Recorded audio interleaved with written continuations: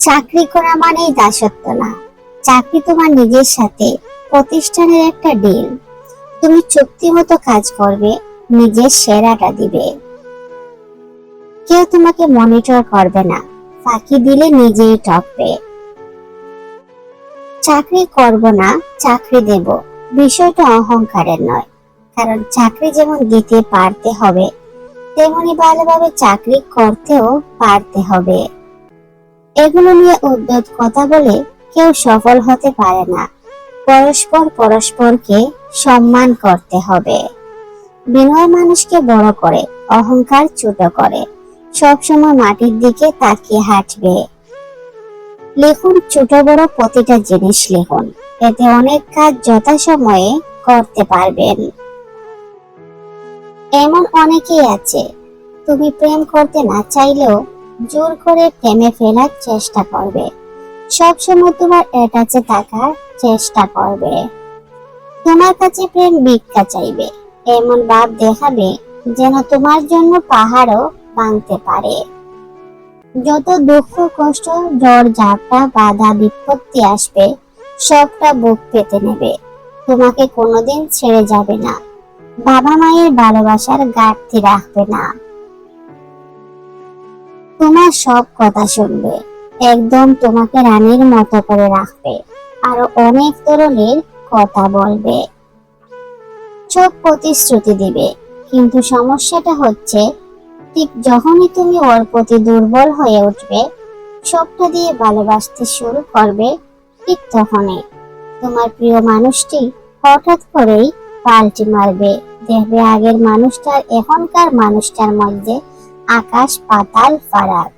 সে আগে যা বলেছে সব বলে যাও, এখন যেটা বলবে সেটাই ঠিক। ও যেটা চাইবে সেটাই তুমি করতে বাধ্য। সেলফ রেসপেক্ট তো বাদে দিলাম, তোমার স্বাধীনতাটুকু কেড়ে নেবে। তোমার দুর্বলতার সুযোগ নিয়ে ওর সব কথা শুনতে হবে। তোমাকে পুরো কন্ট্রোলে রেখে দিবে। আর তুমিও যেহেতু ওর অভ্যাসে মিশে গেছো, ভালোবেসে ফেলেছো, সেই মায়ার বাঁধন কেটে তুমিও বেরিয়ে আসতে পারবে না। কিছু বলতে গেলেই খিস্তি মারবে, হেনস্থা করবে। সদ্য মনে দু কথা বলতে গেলে উল্টা তোমায় বলে বসবে, আছিস কেন পড়ে, থাকতে বলেছি। নির্দ্বিধায় এইসব কথা শুনিয়ে দেবে। ঠোঁটের নিচে কামড় মেরে সবটা সহ্য করতে হবে তোমায়। মায়ের কারণে মাছের কাঁটার মতো গলায় আটকে থেকে যাবে। সম্পর্ক থেকে না পারবে বেরিয়ে আসতে, না পারবে গুছিয়ে সম্পর্ক রাখতে। তাই খেয়াল রেখো, ভালোবাসায় যেন ভালোবাসাটাই থাকে। তার কন্ট্রোলে গিয়ে নিজের আত্মসম্মান স্বাধীনতাটা হারিয়ে ফেলো না।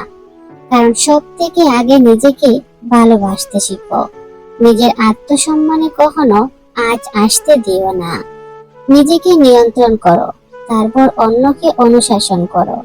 নিজে নিয়ন্ত্রিত হলে অন্যকেও নিয়ন্ত্রণ করতে পারবে। নিজেকে নিয়ন্ত্রণ করাই কঠিন।